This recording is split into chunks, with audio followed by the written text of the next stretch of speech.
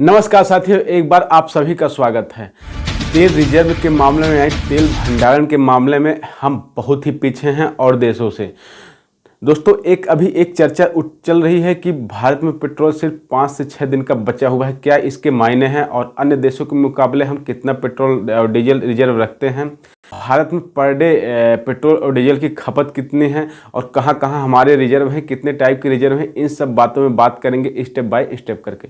दोस्तों चलिए बात कर लेते हैं। दोस्तों अभी जो है लोग पेट्रोल पंपों पर लाइन लगा के खड़े हुए हैं कि पेट्रोल और डीजल खत्म होने वाला है और 5 से 6 दिन का स्टॉक बचा हुआ है।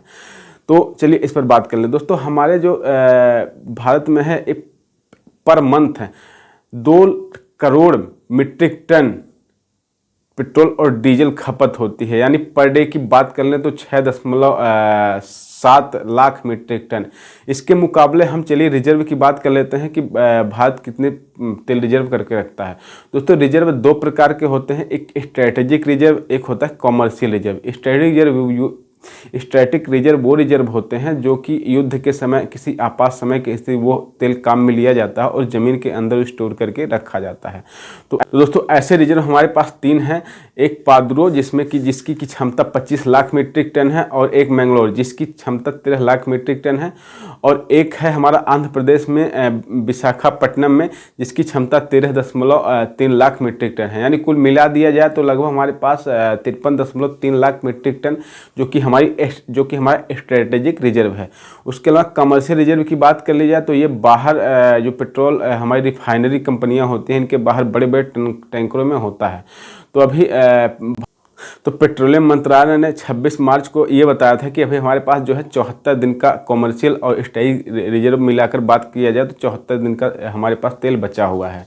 उसके बाद अभी 1-2 दिन पहले 28 मार्च है, एक दिन पहले अभी बयान आया था भारत पेट्रोलियम मंत्रालय के कि अभी हमारे पास 64 जो हमारा स्ट्रेटेजिक रिजर्व है 64% भरा हुआ है। मतलब कि हमारे पास अगर एक्चुअल में बात के लिए तो 5 से 6 दिन का ही रिजर्व है जो स्ट्रेटेजिक रिजर्व है। लेकिन अगर कमर्शियल दोनों को मिला दिया जाए तो हमारे पास रिजर्व अभी है अवेलेबल जो कि 50 से 60 दिन चलने की संभावना है। और उसके बाद हम बाहर से अमेरिका से और तेल परचेज भी कर रहे हैं और अन्य देशों से की।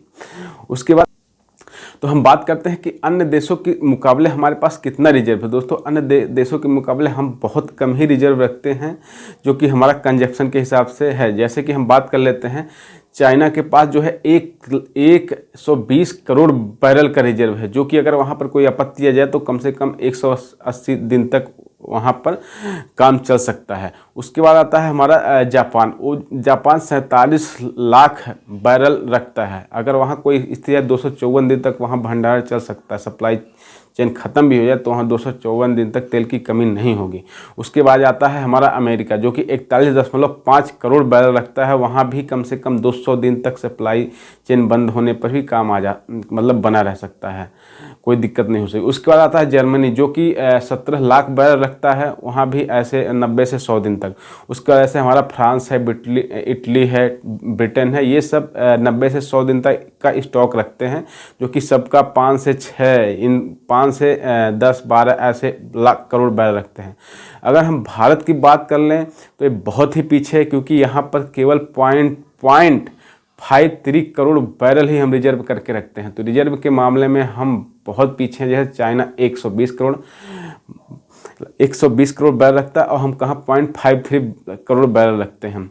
क्योंकि अभी जो है बजट जो भी आता है हमारा स्ट्रेटेजिक रिजर्व का वो भी काफ़ी कम ही खर्च हो पाता है, यानी उस पर हम काम नहीं कर पाते दोस्तों। और आज जाके हम फंस गए हैं रियल में। ये तो बोल रहे हैं कि सामने पेट्रोल और डीजल का भी स्टॉक है हमारे पास, लेकिन सच्चाई यही है कि ऐसी कोई नहीं बता सकता क्योंकि अगर हमारे पास स्ट्रेटेजिक रिजर्व नहीं है तो हम कमर्शियल रिजर्व पर कितना भरोसा करेंगे क्योंकि ये केवल सप्लाई चेन के लिए होता है। ठीक है, ये जो अभी सीज फायर नहीं हुआ तो हम आगे जाके जरूर फंस जाएंगे।